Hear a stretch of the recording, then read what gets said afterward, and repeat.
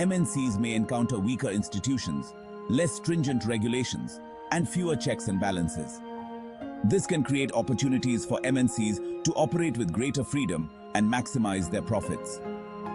However, it is essential to note that this is not always the case.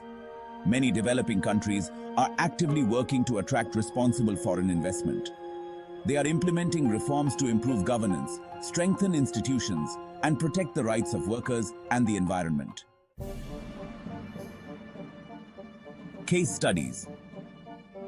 Unveiling the strategies of MNCs in action. Examining specific cases provides insights into the real-world impact of MNCs on economic policies.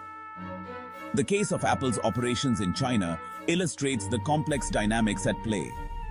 Apple's presence in China has brought jobs and investment. However, concerns have been raised about working conditions in Apple's supply